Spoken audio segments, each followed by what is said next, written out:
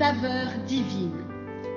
Cette bonne nouvelle du royaume sera prêchée dans le monde entier pour servir de témoignage à toutes les nations.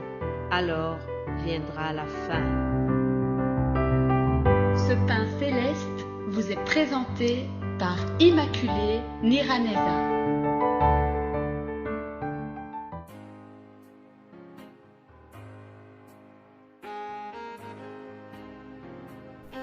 Shalom, shalom, chers amis qui écoutent l'émission Saveur divine. Que la paix de Christ règne dans vos cœurs. Je vous souhaite à tous la paix de notre Seigneur. Partout où vous vous trouvez dans les quatre coins du monde, que la paix vienne vraiment diriger votre vie, que rien ne vienne troubler votre vie. C'est mon souhait le plus cher pour vous.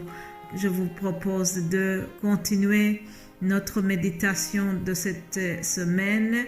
Hier, je vous ai dit que nous sommes partis du psaume 34, verset 20. Le thème de cette semaine, c'est celui-là. Le malheur atteint souvent le juste, mais l'Éternel l'en délivre toujours. Mes bien-aimés de Dieu, on pourrait se poser une question suivante. Comment ça se fait que le malheur atteint le juste? Pourquoi est-ce que Dieu permet que le juste soit éprouvé? C'est une question qui vient souvent lorsque nous constatons le malheur des justes. Je pourrais dire que lorsque les disciples ont vu ce jeune homme qui était né aveugle et qui ont posé cette question à Jésus, ils se sont posé la question de savoir pourquoi est-ce que cet homme était né aveugle. Ils ont demandé à Jésus si c'était ses parents qui ont péché ou bien si c'était lui-même qui a péché. Autrement dit, dans leur tête, ils supposaient que soit le jeune homme, soit ses parents ont commis un péché, puisque ils supposaient que s'ils avaient été justes, son malheur n'allait jamais les toucher. Mais Jésus-Christ a répondu de la façon suivante. Ce n'est pas que lui ou ses parents aient péché, mais c'est enfin que les œuvres de Dieu soient manifestées en lui. Alléluia. Il faut que je fasse, tandis qu'il est jour, les œuvres de celui qui m'a envoyé. Alléluia. Jésus-Christ fait des œuvres merveilleuses dans nos vies. Lorsque le juste est éprouvé, il y a une gloire de Dieu qui se manifeste derrière les épreuves du juste. En effet, Dieu accepte que nous soyons éprouvés, mais dans la finalité, il y a une gloire qui se cache derrière nos épreuves. Le psaume 71 au verset 20, je lis ceci. Tu nous as fait éprouver bien de détresse et de malheurs, mais tu nous redonneras la vie, tu nous feras remonter des abîmes de la terre. Mes bien-aimés de Dieu, le Seigneur accepte que nous soyons éprouvés, il accepte que nous ayons des détresses, il accepte que nous ayons des malheurs, même si nous sommes justes devant ses yeux. Mais le verset vient de nous dire, tu nous redonneras la vie. Jésus-Christ a redonné la vie à Lazare lorsqu'il était mort. Pourquoi est-ce que ce juste a été éprouvé jusqu'à la mort? Parce que Jésus-Christ savait qu'il redonnera la vie. Alléluia. Hier, j'ai terminé l'émission en vous disant que Jésus-Christ a été le modèle dans la justice. Il était le plus juste. Cependant, cela n'a pas empêché qu'il soit éprouvé. Cela n'a pas empêché qu'il rencontre des malheurs durant ce ministère terrestre. Aujourd'hui, je vais vous parler de l'apôtre Paul.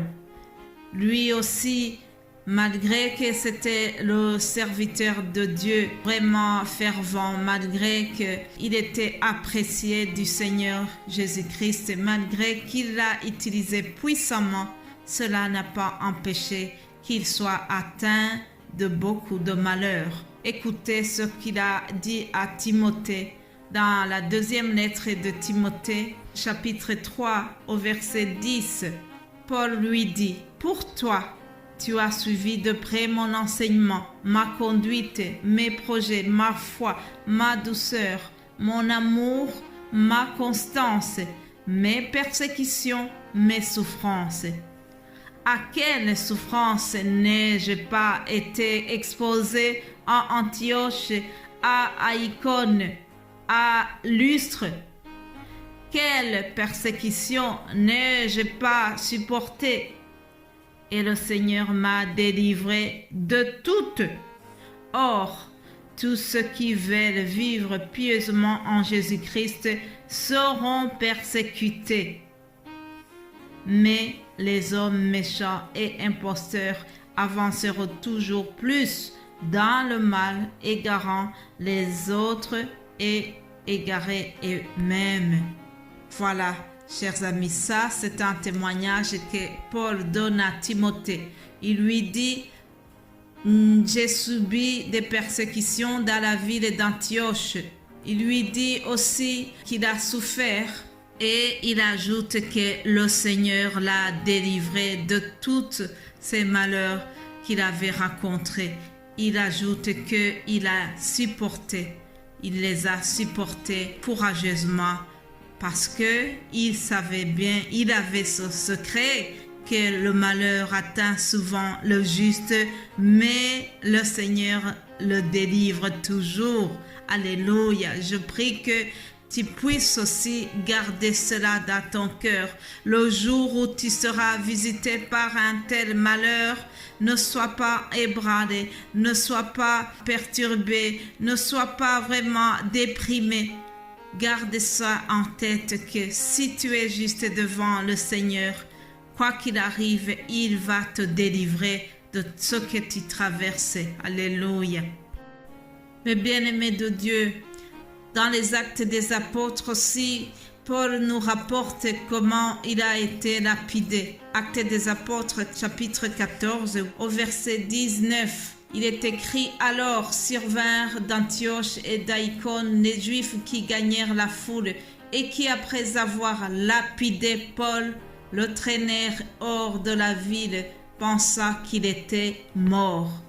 Mais les disciples l'ayant entouré, il se leva et entrant dans la ville. Le lendemain, il partit pour Derbe avec Barnabas. Alléluia. Écoutez, c'est extraordinaire. On l'a lapidé, on a failli le tuer, mais la Bible vient de me dire que le lendemain, les disciples l'ont entouré. Il s'est levé, il est allé dans une autre ville. Alléluia. Il ne s'est pas découragé malgré les persécutions, malgré les découragements qu'il subissait, malgré la peine de mort qui courait sur sa vie. Paul a continué l'œuvre de Dieu parce que dans son cœur, il avait ce secret. Il savait que le malheur atteint souvent le juste, mais l'Éternel le délivre de tout. Alléluia. L'apôtre Paul a continué courageusement l'œuvre de Dieu et dans la ville d'Antioche, il a fait vraiment quelque chose de très important. Il a fortifié les disciples qui étaient là-bas. Il les a encouragés, il les a exhortés à persévérer dans la foi malgré les persécutions qui pesaient sur tout le monde. Et il leur disait que c'est par beaucoup de tribulations qu'il leur fallait entrer dans le royaume de Dieu. Aujourd'hui aussi, je termine en disant cela, chers amis, c'est par beaucoup de tribulations que nous devons entrer dans le royaume de Dieu. Le chemin qui va vers le ciel n'est pas nécessairement parsemé de roses. Non, il y a parfois des épines, il y a vraiment des obstacles dans ce chemin, mais nous devons garder dans notre cœur que malgré les obstacles, malgré les malheurs qui peuvent nous toucher, malgré les maladies, malgré tout ce que le diable peut nous envoyer, sachez que le malheur atteint souvent le juste, mais l'Éternel l'en délivre toujours. Voilà. Je termine cette émission aujourd'hui et nous allons continuer si Dieu me donne encore la vie. Que Dieu vous bénisse richement. Amen. Amen.